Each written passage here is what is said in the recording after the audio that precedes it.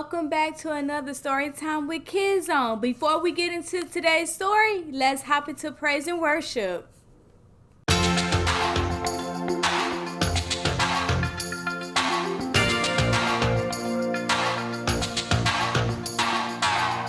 Strength will rise as we wait upon the Lord. Wait upon the Lord. Wait upon the Lord.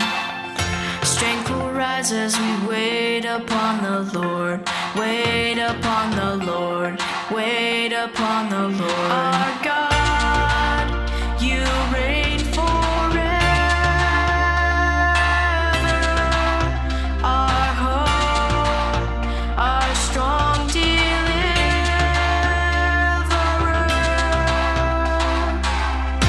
You are the everlasting God. The everlasting God. You do not faint, you won't grow weary.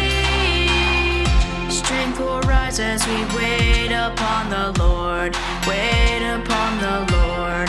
Wait upon the Lord. Strength will rise as we wait upon the Lord. Wait upon the Lord. Wait upon the Lord. Our God, you reign forever. Our hope, our strong deliverer.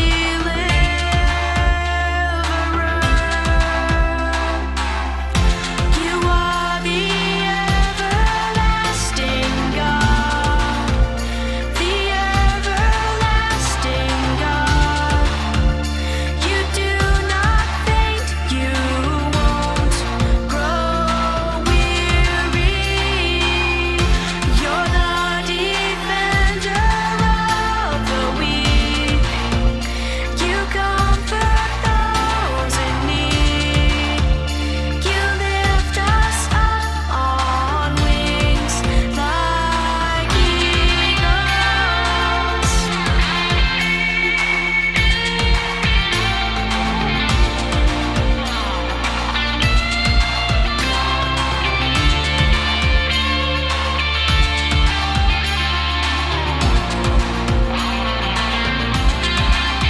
Our God, you reign forever. Our hope, our strong deliverer.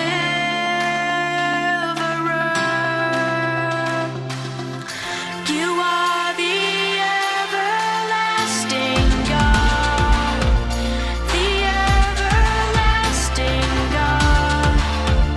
You do not faint, you won't grow weary. You're the defender of the weak. You comfort those in need. You lift us up on wings like eagles.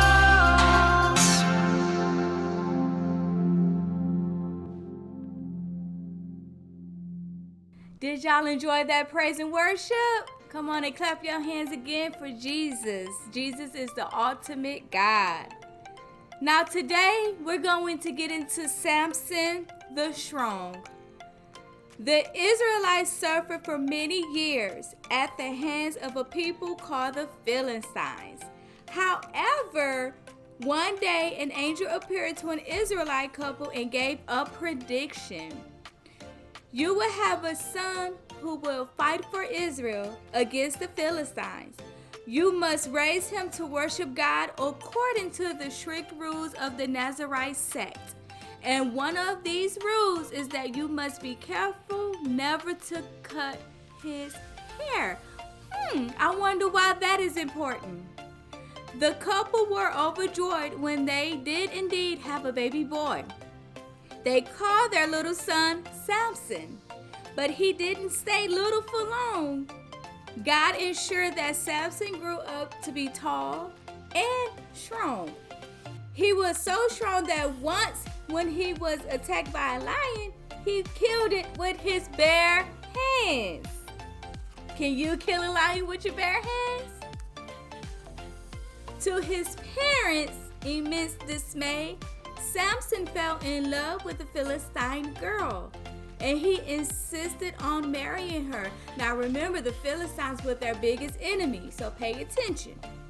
At the wedding, Samson set his bride's guests a difficult riddle. They tried for 3 days to work it out, but couldn't come up with the answer.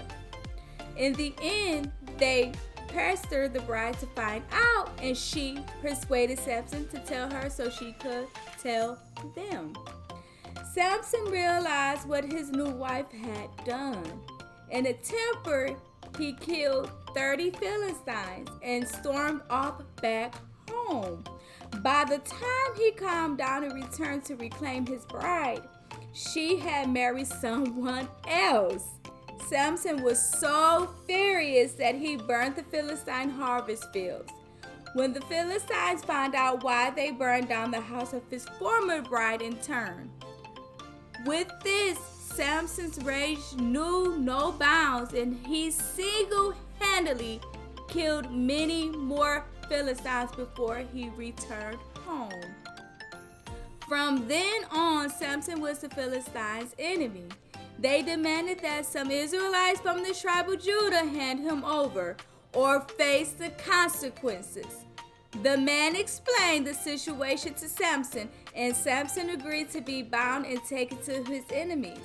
But once surrounded, he burst out of his ropes and attacked the Philistines, using a bone as a weapon. He left them all for dead before escaping. Eventually, the giant man became the leader of all Israel. He ruled for 20 years, but the Philistines never gave up trying to capture him. Once they waited until Samson was in the city of Gaza. They knew he would leave the next morning and planned to attack him by surprise at the city gates. But when they went there at dawn, they found that Samson had outsmarted them. He had left in the middle of the night, uprooting the massive locked gates and carrying them off. The Philistines saw yet another chance to take revenge on Samson when he fell in love with a woman called Delilah. Philistine ships visited Delilah and promised to pay her 5,500 pieces of silver if she handed him over to them. So each time Samson visited Delilah, she tested his great strength and tried to persuade him to tell her the secret of it.